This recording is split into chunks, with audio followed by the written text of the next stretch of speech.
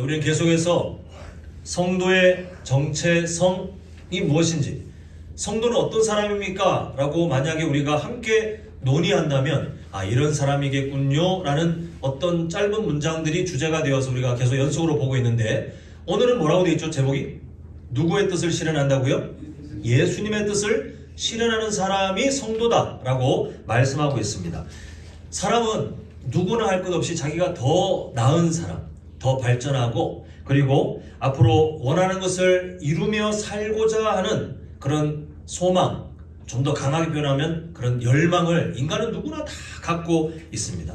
그것을 두고 좀 괜찮은 표현을 하면 자아 실현, 자기가 원하는 바, 자기의 어떤 성장, 자기가 어떤 꿈꾸는 바를 이루는 것을 자아 실현이라고 표현하는데, 이것을 위해 사람들은요 어릴 때부터 공부하고요, 그리고 대인관계를 맺고요, 여러 예의를 배우고요, 또 나중에 여러 어떤 상황들을 만날 때 그걸 극복하기 위해서 힘을 내고요, 그렇게 때로는 건강도 관리하고요, 뭔가 이렇게 힘써 노력을 하는 그 모든 이유들이 자기의 성장 그리고 원하는 바를 이루고자 하는 그 열망 때문에. 그런데 이게 우리의 일상에서 뭐 크게 벗어나지 않습니다. 우리 다 그렇게 정말 인생 포기한 사람 외에는 다 이렇게 살아가려고 노력하고 있어요. 근데 이때 과연 예수님 믿는 사람들도 겉으로 보면 수고하고 또 수고하고 세상 사람들과 다를 바 없이 때로는 더 수고하는 모습들이 있는데, 근데 문제는 예수님 믿는 사람도 이렇게 자아 실현이라는 인생의 목적에 이끌려 살아가는 것이 맞는가? 오늘 우리는 그 근본적인 질문을 좀 말씀을 통해서 함께 살펴보고자 합니다. 먼저 우리는 본능적으로 자신의 꿈을 이루고자 하는 그 인간 본연의 모습을 우리는 인정을 해야 됩니다. 우리 모두는 그 꿈을 갖고 있어요. 근데 성경이 우리에게 말하는 진리가 뭐냐면 세속적인 자아 실현. 세상이 우리에게 가르쳐왔고 우리가 그냥 당연한 것처럼 따라왔던 내 꿈을 이루고자 하는 그 어떤 노력들의 한계점이 너무 분명하다는 것입니다. 우리 함께 전도서 1장 8절 한번 보시면요, 모든 만물이 피곤하다는 것을 사람이 말로 다 말할 수 없나니. 자, 그 다음에 같이 읽겠습니다. 시작. 눈은 보아도 족함이 없고 귀는 들어도 가득 차지 아니하도다, 이렇게 말합니다. 우리 다 이런 경험이 있을 것 같아요. 사람이 뭔가를 이루기 위해서 이루고자 할 때 그 뭔가가 아직 이루어지지 않았을 때는 그것만 되면 행복할 것 같고요, 그것만 되면 더 딴 거 바랄 것 같지도 않고 막 그런 우리의 어떤 뜨거운 열망, 어떤 소망은 그 어떤 목표치를 이루면 충분히 그것으로 만족할 것 같은데 사실 그렇지 않아요. 물론 기쁩니다. 행복을 누립니다. 그런데 사람 누구나 다 얼마 가지 않아요. 지금 보시는 말씀처럼 만족함이 없어요.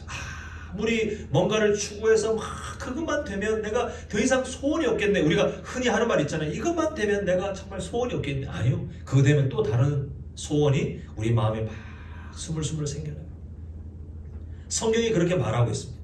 인간은 누구나 이런 연약함, 아무리 추구해도 그게 채워지면 또 다른 거, 또 다른 결핍, 또 다른 아쉬움, 이게 계속 반복해서 우리 인생에 나타나는데, 문제는 전도서 1장 2절 말씀, 우리가 잘 아는 말씀처럼 그 좋아 보이는 어떤 목표치가 계속 생긴다고 하지만, 그러나 전도자가 하는 그 결말처럼 결국은 헛되니 헛되도다. 아무리 추구하고 뭔가 내 기쁨이 되는 것 같고 행복이 되는 것 같은 그런 일들을 경험도 하고 그리고 우리가 찾고 있지만, 그러나 결국은 헛되도다가 성경이 우리에게 알려주는 인생의 공통점, 연약한 그 공통점인 것을 보게 됩니다.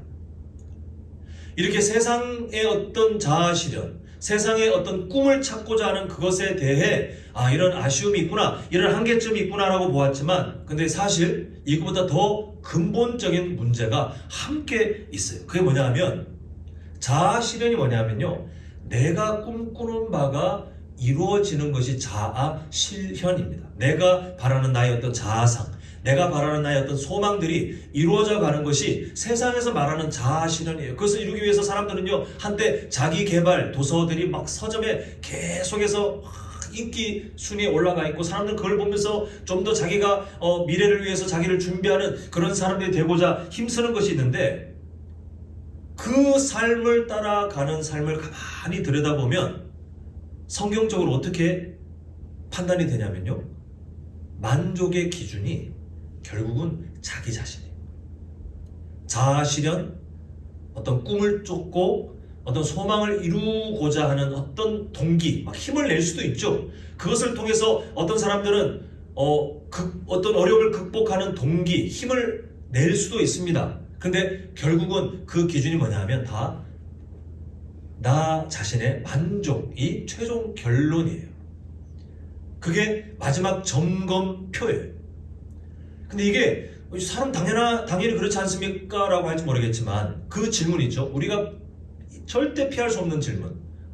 내 인생의 왕은 누구인가? 라는 질문을 던졌을 때 세상에서 말하는 자아실현, 세상에서 말하는 꿈을 이루는 그 열망을 우리가 똑같이 따라간다면 내 인생의 왕은 누구인가에 원래 정답은 하나님이십니다 여야 하는데, 하나님 대신 나의 만족, 내 자신이 내 인생의 왕으로 변경된다는 의미가 바로 그거예요. 나의 만족, 나의 자아실현, 내 꿈을 이루는 것. 이렇게 세상에서 말하는 꿈을, 소망을, 나의 뜻을 실현하는 것의 위험은 바로 누구의 만족을 위해서 있는가. 좀 더 들어가면 누가 지금 현재 내 인생의 왕인가, 이걸 계속해서 묻고 있어요.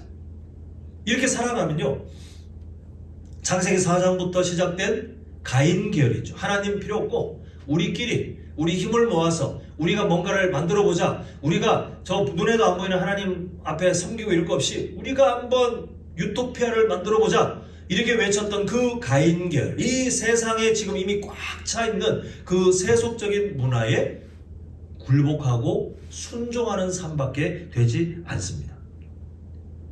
예수님 믿는다고 하면서 이런 삶에 젖어들면 어떤 문제가 있는가? 자, 우리 이사야 55장 8절, 우리가 잘 아는 말씀이죠. 하나님께서 하시는 말씀, 자, 함께 읽겠습니다. 시작. 이런 내 생각이 너희 생각과 다르냐?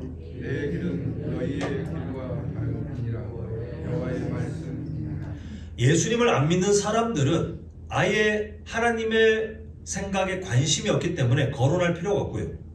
오늘 우리가 계속해서 일련의 말씀들을 통해서 보게 될 때 소위 자신의 종교가 기독교라고 생각하는 사람들이라면 반드시 정말 진지하게 고민해야 될 주제가 뭐냐 하면, 하나님의 생각과 나의 생각이 항상 같지 않을 수 있다라고 하는 그 근본적인 차이를 인정하고 들어가야 돼요. 지금 보시는 말씀처럼 하나님께서 아예 하시는 말씀이 내 생각이 너희의 생각과 같네? 라고 하지 않고 다르다. 내 길이 너희의 길과 같네? 라고 하시지 않고 다르다 라고 말씀하시는 이유가 뭐냐 하면, 완전하신 하나님의 생각, 실수가 없는 하나님의 길, 선하신 그 하나님의 뜻이 있는데 연약한 인간들이 아무리 노력한들 스스로의 힘으로, 하나님의 도움 없이 인간의 스스로의 힘으로 그 하나님의 완벽한 수준, 하나님께서 이루어 가시는 그 아름다운 섭리를 스스로 깨달아서 어쩌다 보니 하나님과 내 생각이 일치한 애를 만드는 것은 불가능해요.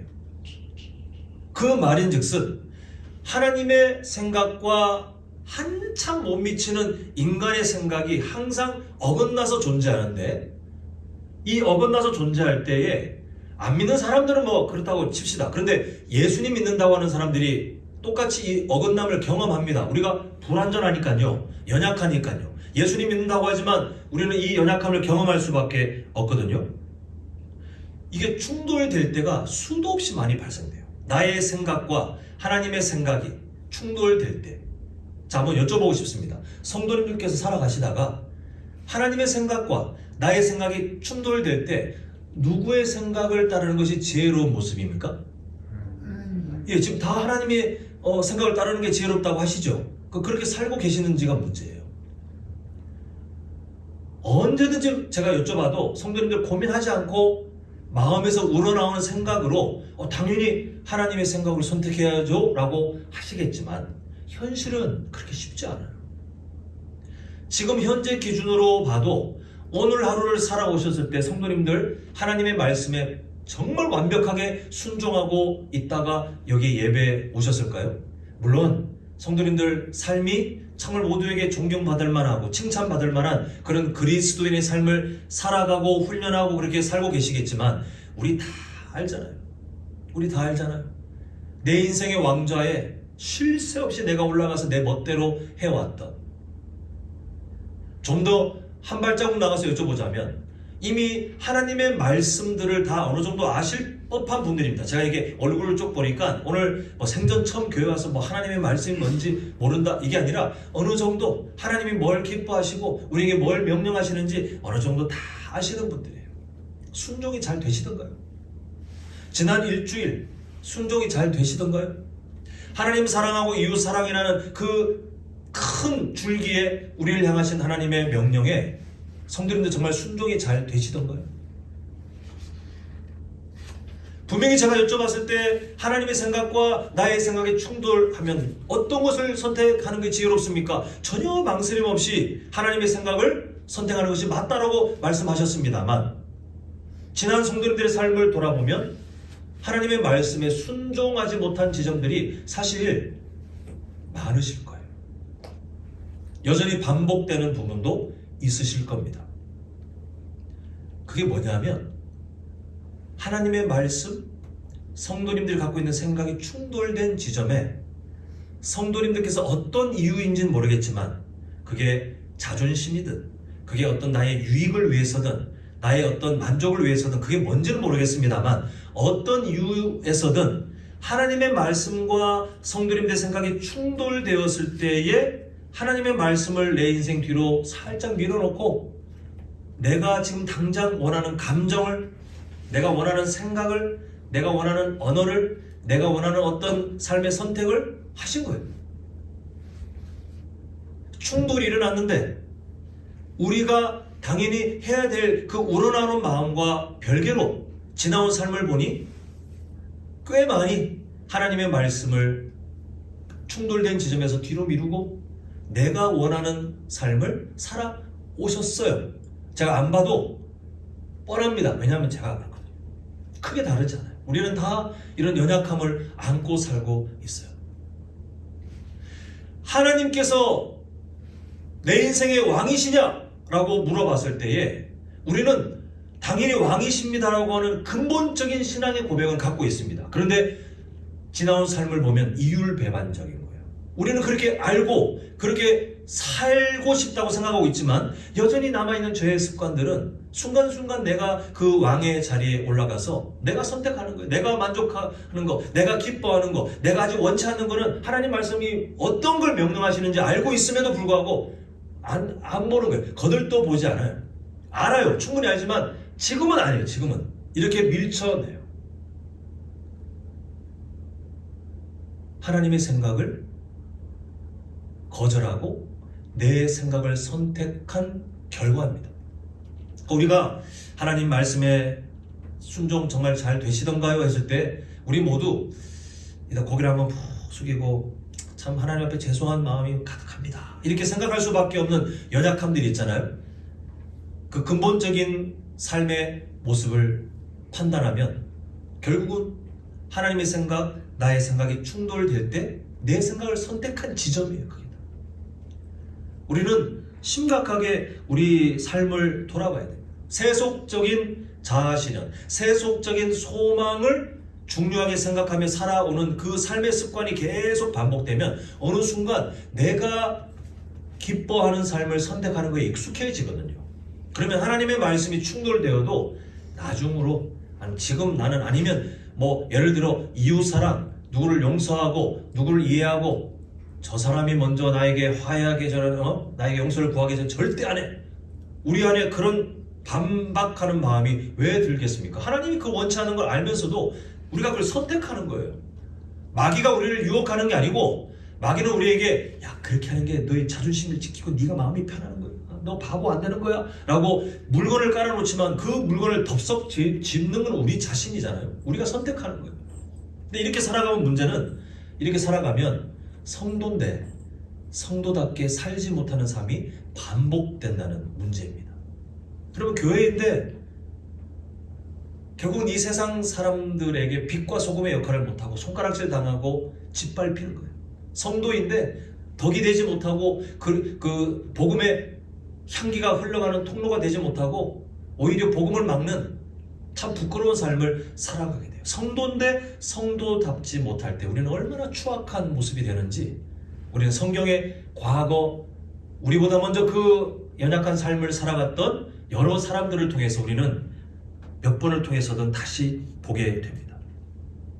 결국 우리는 성도인데 성도답게 살기 위한 끊임없는 고민과 그리고 몸부림이 주님께서 부르시는 그날까지 우리에게 불가피해요. 그냥 가만히 교회를 왔다 갔다 해결되지 않습니다. 우리는 끊임없이 말씀 앞에 우리 자신을 던져야 되고, 그 말씀 앞에서 하나님의 말씀과 내 자신의 모습이 충돌될 때, 제가 큐티가 이런 거라고 그랬죠. 하나님의 말씀과 그날 묵상한 말씀과 내 삶의 인생이 충돌되었을 때에 하나님께서 내 양심을 건드리시고 내 모습을 깨닫게 하실 때, 그때 내가 어떤 삶을 살아가야 될지를 정말 때로는 힘들지만 이 악물고 그것을 쳐다보는 것이 큐티예요. 그 답을 찾아내는 것이 묵상이에요. 우리가 그렇게 삶의 거룩의 습관을 들이지 않으면 우리는 성도인데 계속해서 성도여야 하는데 계속해서 하나님의 생각과 나의 생각이 충돌될 때 내 생각을 더 선택하는 그런 습관에서 못 벗어날 때가 있게 된다는 것입니다.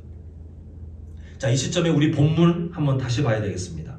자, 제가 읽습니다. 이에 예수께서 제자들에게 이르시되 누구든지 나를 따라오려거든, 이렇게 말씀하시는데요. 나를 따라오려거든의 기준이 성도님들 생각하실 때 뭘 것 같아요? 야, 너 신학교 가려거든, 너 목회자 하려거든, 너 선교사 하려거든 같습니까? 아니면 뭐 이미 충분히 눈치를 채셨겠지만 너 나를 믿고 하나님의 자녀가 되려거든, 이거 같습니까? 나를 따르려거든을 제가 우리 교회 안에는 거의 없애야 된다고 그랬죠. 성직자와 평신도, 성직자 그룹에게 하나님이 요구하시는 거라고 생각하면 마음은 편해요. 근데 죄송하지만 성도답게 안 살게 됩니다. 이거는 성도님께서 이미 다 마음에 동의하시는 것처럼 예수님께서 나를 따라오려거든은 예수님의 입장에서 나를 믿고 구원받아 하나님의 자녀가 되기를 소망한다면, 예. 자, 그러면 그 다음에 보겠습니다. 이런 조건을 다신 다음에 뭐라고 묻죠? 뭐라고 말씀하시죠? 자기를 부인하고 자기 십자가를 지고 나를 따를 것이니라, 이렇게 말씀하고 계십니다. 결국 오늘 본문은요, 예수님을 믿게 된 우리, 여기 계시는 우리, 그리고 이 시대에 예수님 믿게 된, 좀 더 어떤 규칙을 완화하자면 교회를 출석하는 모든 사람들에게 예수님께서 하고 계시는 동일한 말씀이에요. 누구에게 특정인에게만 하시는 말씀이 아닙니다. 자, 그렇다면 예수님을 믿게 된 우리, 성도로 살고 있는 우리에게 예수님께서 하신 이 자기를 부인하고 십자가를 지고 따르는 것이 무엇인가를 이해하려면 이 본문, 제가 그래서 아까 전에 마태복음 16장을 펴놓으시라고 했죠. 이 본문 앞의 상황을 좀 이해해야 되겠습니다. 자, 화면에도 나오겠지만 자기 성경 보는 게 제일 멋진 모습이에요. 자, 16절 보면 베드로가 드디어 연약한 인간의 한계를 극복하고, 물론 하나님의 도우심이라고 우리는 봅니다. 뭐라고 하냐 하면 엄청난 신앙 고백을 합니다. 주는 그리스도시요 살아계신 하나님의 아들이시니라. 모두가 예수님 볼 때, 야, 저 예수라는 작자만 잘 따라다니고 저 사람만 괜찮은 지도자가 되어서 우리나라의 왕이 되면 지금 로마에게 압제를 당하고 있는 우리를 구원해서 부국 강병 만들어서 잘 먹고 잘 살게 만들어주겠지. 모두가 예수님을 그렇게 기대하고 있었어요. 제자들은 야, 나중에 예수님 왕이 되면 우리는 어떤 자리를 차지할까 막 서로 싸우기도 하고, 모두가 예수님을 그렇게 착각하고 있을 때 베드로가 주는 그리스도시요 살아계신 하나님의 아들이십니다. 이 신앙 고백은 정말 멋진 고백이에요. 그래서 예수님이 그 이후에 하시는 말씀들을 보면 예수님이 막 신이 나셨어요. 예수님이 기뻐가지고 어떤 복을 선언하시냐면, 자, 18절 봅니다. 너는 베드로라, 내가 이 반석 위에 내 교회를 세우리니 음부의 권세가 이기지 못하리라. 이어지는 19절, 내가 천국 열쇠를 네게 주리니 네가 땅에서 무엇이든지 매면 하늘에서도 매일 것이요 네가 땅에서 무엇이든지 풀면 하늘에서도 풀리리라. 엄청난 복을 선언하십니다. 이 베드로의 신앙 고백을 토대로. 근데 이 대화 이후에 문제가 생기잖아요. 드디어 예수님이 제자들에게 십자가의 고난에 대해서 설명하시자 베드로가 그만 예수님을 너무 사랑하는 나머지 한다는 말이, 예수님 절대 그럴 수 없습니다.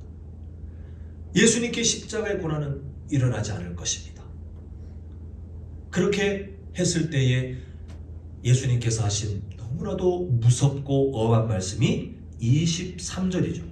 자, 보면 예수께서 돌이키시며 베드로에게 이르시되 사탄아 내 뒤로 물러가라 너는 나를 넘어지게 하는 자로다. 자, 요 다음이 지금 우리가 주목할 그 부분입니다. 함께 읽겠습니다. 네가부터 시작. 내가 하나님의 일을 생각하지 아니하고 오히려 사람의 일을 생각하는구나. 자, 지금 잘 주목하실 게 뭐냐면 누구의 일이 나오죠? 하나님의 일, 그 다음에 또 누구의 일이 나오죠? 사람의 일. 지금 베드로가 이 둘 중에 뭘 선택한 거예요? 하나님의 일이 아니라 사람의 일을 생각했다가 지금 예수님께 진짜 눈물 쏙 뺄 정도로 책망을 받은 거예요.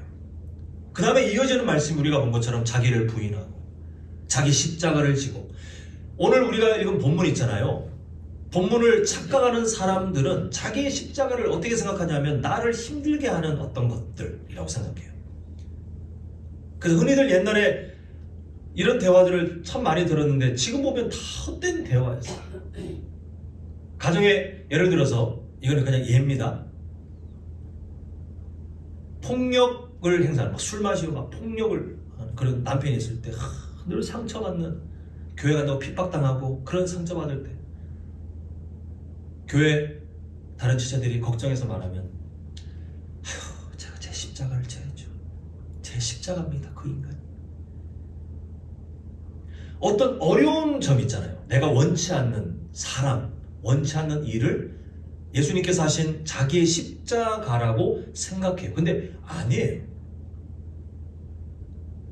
전체 문맥을 고려해서 보면 우리를 힘들게 하는 스트레스, 우리를 힘들게 하는 어떤 일이 자기의 십자가가 아니라 그 오늘 우리가 읽은 본문을 예수님께서 베드로를 책망하셨던 말로 바꾸면요, 자기를 부인하고가 뭐냐면 사람의 일을 선택하지 말고, 그 다음에 자기의 십자가를 지고 나를 따르라가 뭐냐면 누구의 일을 선택하라는 거예요?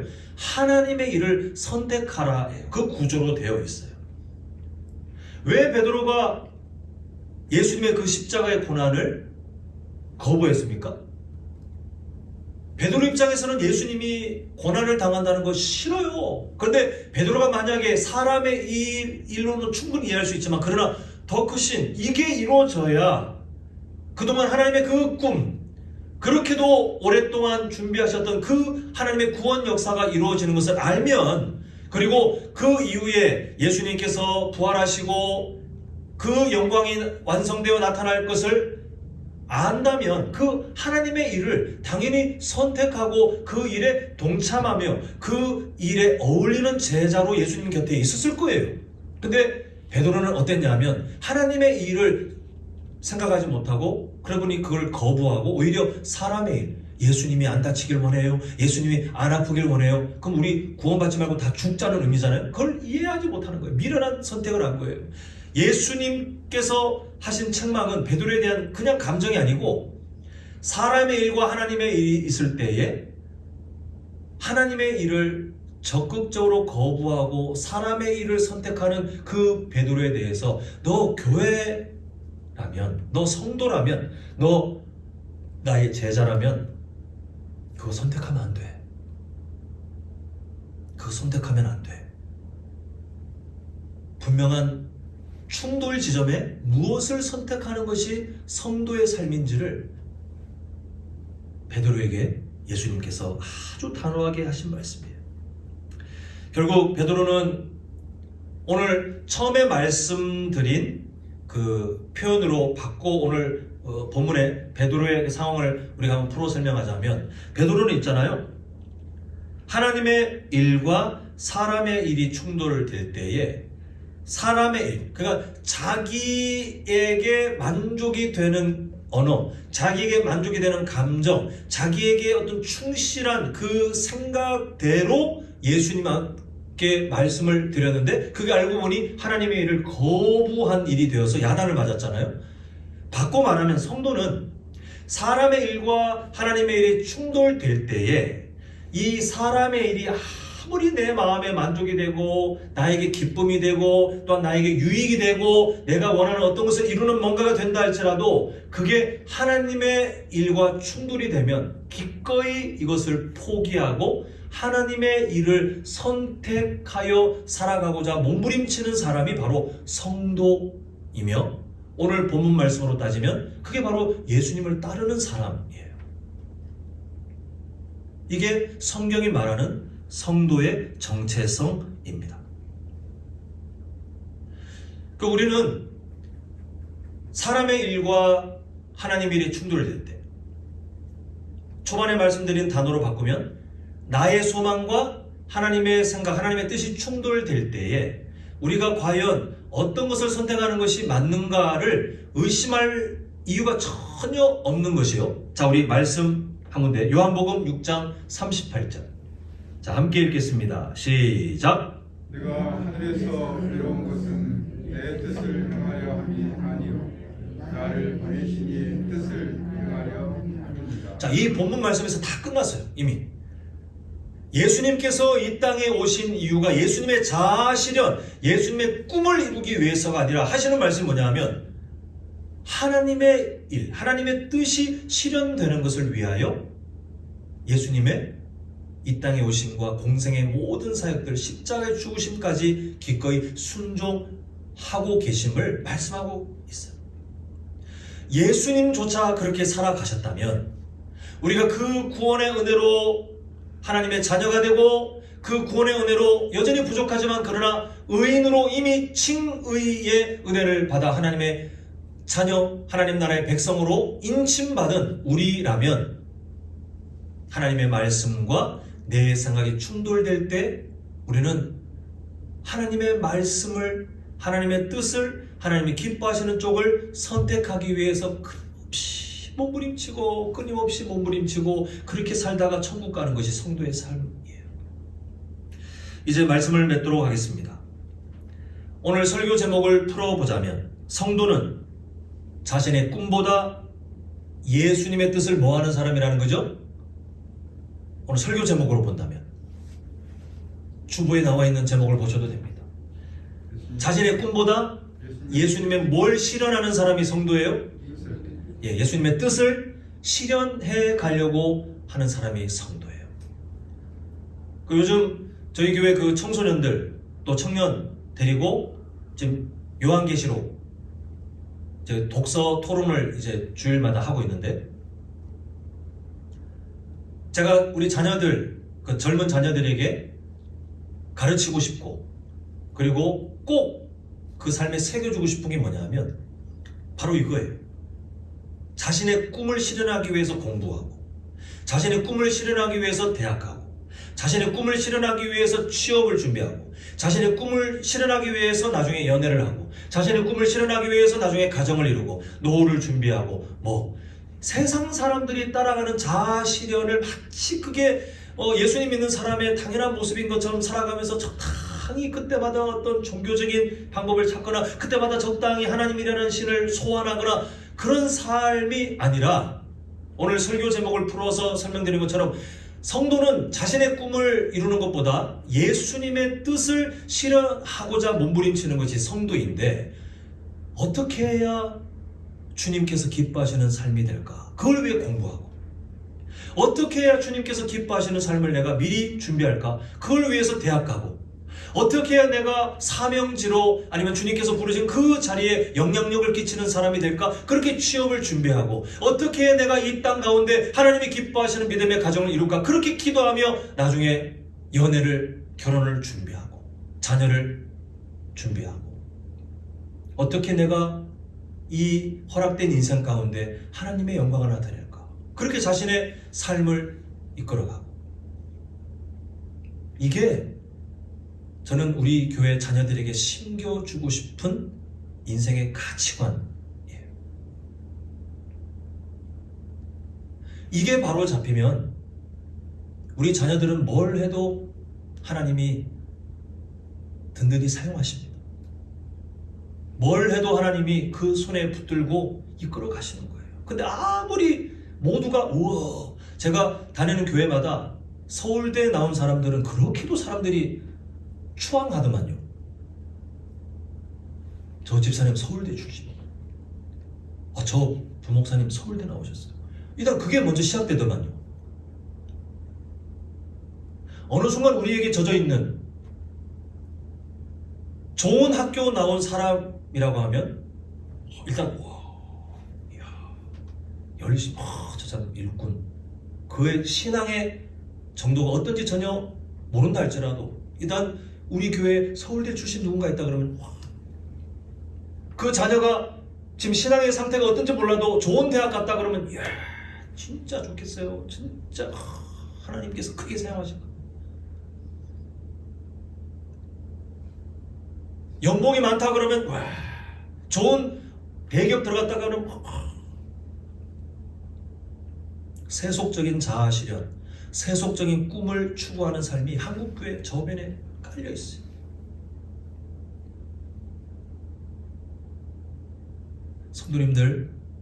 성도님들 삶도 그렇게 고민하셔야 되겠지만 정말 부탁드립니다. 우리 청년들과 주일학교 자녀들을 위해서 간절히 기도해 주십시오. 그 기도 제목은 오늘 설교 제목이에요. 하나님, 우리 자녀들이 자신의 꿈을 이루기보다 예수의 뜻을 실현하는 성도가 되게 하여 주시옵소서. 그때 하나님이 주신 재능과 은사들이 폭발적으로 나타나요. 그때 하나님께서 요셉처럼 아무리 척박한 환경에 떨어져도 하나님은 그 사람을 통해 영광을 받으시게 되겠어요. 우리 교회가 그런 다음 세대를 준비하고 무엇보다 오늘 이 말씀을 지금 자녀 교육을 위해서 하는 게 아니잖아요. 성도님들이 이 삶을 고민하고 살아내셔야 돼요. 우리 엄마 아빠가 정말 그렇게 고민하며 사시더라. 우리 교회 장로님, 우리 교회 권사님, 우리 교회 집사님이 정말 그렇게 살아가셨더라. 그렇게 아이들에게 도전이 될 수 있는 삶을 이제 이미 알고 계시는 삶이지만 이제 몸부림치며 살아가셔야 돼요. 그래서 성도님들의 삶을 통해 예수의 뜻이 실현되는 복된 삶, 그 삶이 믿음의 유산이 되어서 우리 자녀들이 예수의 뜻을 실현하기 위해서 공부하고 취업을 준비하고 인생의 그 계획들을 예수의 뜻을 실현하는 것에 맞춰서 준비할 수 있는 구별된 사람들, 저는 우리 교회에 소속된 가정들이 그런 믿음의 명문 가문이 되길 간절히 소망합니다. 우리가 이 사실을 기억하며 앞으로도 예언자가 아니고 그냥 장담해보건대 성도님들의 삶에 하나님의 말씀과 성도님들의 생각이 충돌되는 지점은 앞으로 수도 없이 많이 나올 겁니다. 그때 어떤 선택을 훈련해 가시겠습니까? 잘하고 싶어요 라고 해서 될 게 아니라 훈련을 해야 되거든요. 반복을 해야 되거든요. 어떤 삶을 살아가고 싶으십니까? 자, 한번 화면을 보고 저를 따라 하시겠지만 한번 화면을 보시고, 화면을 보시지만 저를 따라 하시는 거예요. 내 뜻을 이루기 위해 예수가 필요한 것이 아니라 예수님의 뜻을 이루기 위해 자, 그 다음 마지막 문장 성도님들이 읽으시는 거예요. 시작. 내 삶을 드리고 싶습니다. 아멘이세요? 한국교회에 내 뜻을 이루기 위해 예수를 필요로 하는 사람들이 수도 없이 지금도 많고 많이 양상되고 있습니다.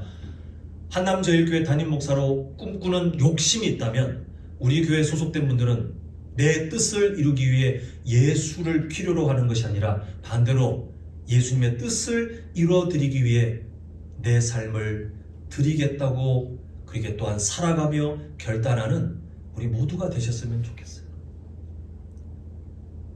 저부터 그렇게 완벽하게 살지 못하기 때문에 이렇게 몸부림치며 살아가고 싶고, 우리 당회원들도 또 안수 집사님들도 권사님들도 우리 집사님들도 다 그렇게 살아가셨으면 좋겠고, 아까 말씀드린 것처럼 그 우리 어른들의 삶이 아이들에게 고스란히 삶 그대로 신앙 교육이 되어 우리 교회가 주님 오시는 그날까지 자신의 꿈을 위해서가 아니라 예수님의 뜻을 실현해 드리기 위해 각자의 삶의 영역에서 몸부림치는 온전한 성도로 더욱 자라가시기를 간절히 소망합니다.